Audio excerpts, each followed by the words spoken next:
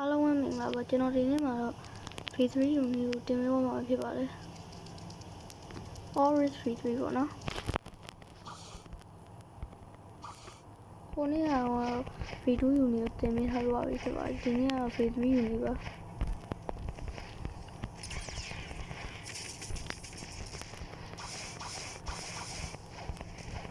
V3 ယူမယ်ဆိုရင်တော့ပထမဆုံးအနေနဲ့ Diamond Boss ရှိရဲ့နေကြခင်းပေါ်ကတပင်တော့သွားပါပဲ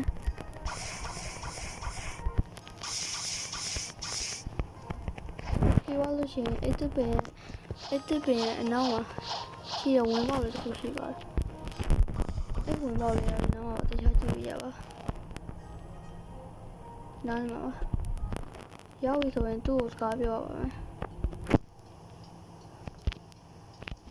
တော်တော်လေးနဲ့ human race ဆိုတော့သူကဘာလုပ်ခိုင်းမလဲဆိုတော့ human race ကို V3 တင်ပြီးပြအောင်ပါသူ့စကားပြောပါသူ့စကားပြောမယ်ဆိုရင်တော့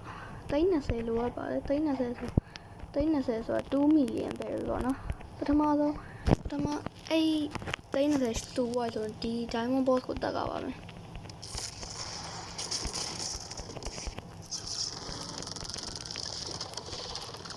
အဲ့ diamond boss တက်ပြီးသွားပြီဆိုရင် drama ဆိုတဲ့ boss တစ်ကောင်ရှိပါတယ်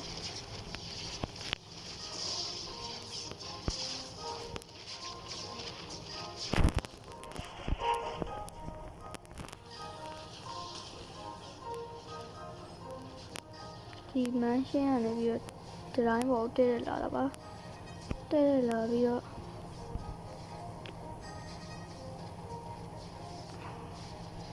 အရှိရအဲ့အမြင်ဆုံး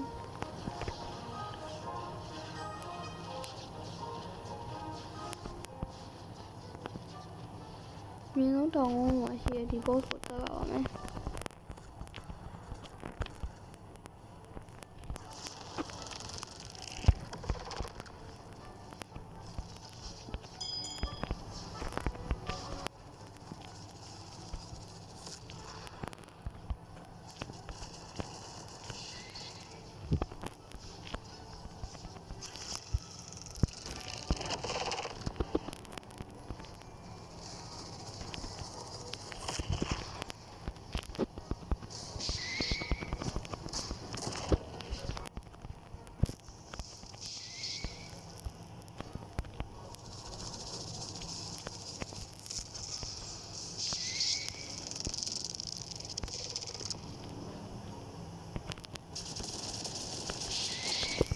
ဒီ boss ကိုတက်ပြီးသွားပြီဆိုရင်တော့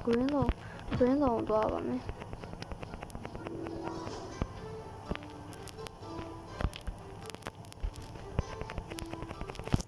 green zone ကဒီဘက်မှာပါ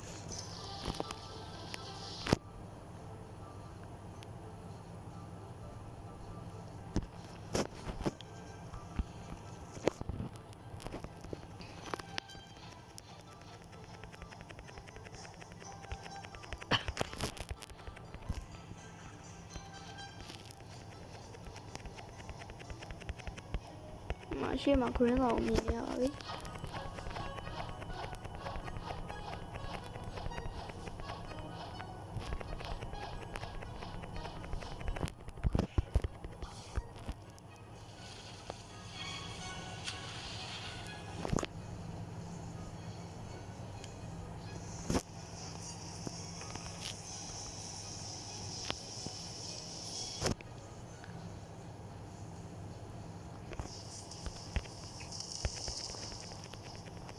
ဒီကျွန်းမှာရှိတဲ့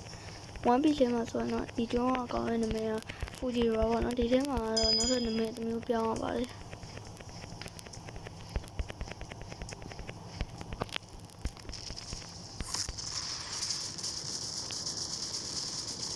ဒီကောင်တက်ပြီးသွားပြီဆိုတော့အဲ့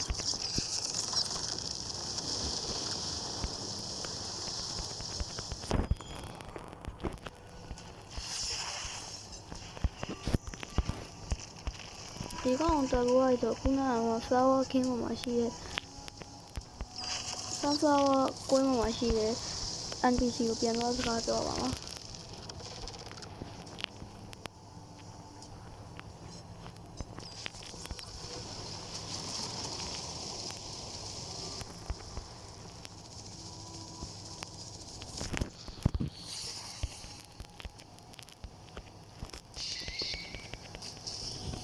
ဒီကောင်တက်ပြီးတော့ဆိုရင်တော့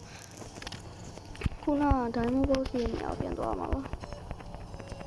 အဲ့ဒါဆို mission ကပြီးသွားပါပြီ bridge victory ရဖို့ကြတော့ဟိုလိုပါတယ်ပတ်စံ30လိုရပါတယ်အဲ့ပတ်စံ30ရှိမှသာဒီ quest ကိုလုံးလို့ရမှာဖြစ်ပါတယ်30ဆိုတော့2 million ပေါ့နော်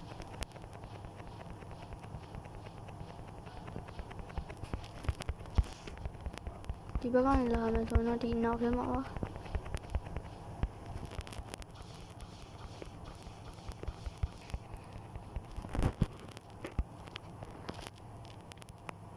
ဒီနောက်ထဲမှာဒီကောင်ပြန်စကားပြောလိုက်မယ်ဆိုတော့သူကပတ်စံ30ယူပြီးတော့ဟို rich victory ကိုရောက်အောင်မယ်ကျွန်တော်ကတော့အခု shark rich victory နဲ့ပါ before you ရဲ့ညီကိုတင်ပေးဖို့ပဲရှိပါတယ်လောလောဆယ်မနေ့ဖက်မှာဆိုတော့ shark rich victory ယူနေ main victory ယူနေနဲ့ angel victory ယူနေကိုဆက်လက်ပြောပြအောင်မှာဖြစ်ပါတယ်ပြီးတော့ gravity upgrade ကိုupgrade မြင့်နေလည်းပြောပြအောင်မှာဖြစ်ပါတယ်အားလုံးပဲကြည့်ရှုပေးတဲ့လူတွေအကုန်လုံးကျေးဇူးတင်ပါတယ်ကျွန်တော်ဗီဒီယိုလေးတွေကို subscribe ကြိုက်နေတဲ့ဆိုရင် like လေးပေးပြီးတော့ subscribe ခလုပ်လေးပဲနှိပ်ပေးခဲ့ကြပါအောင်ကျွန်တော် channel ကခုမှစဖွင့်နေတာမို့လို့အားလုံးပဲ subscribe လုပ်ပေးဖို့တောင်းဆိုချင်ပါတယ်အားလုံးကျေးဇူးတင်ပါတယ်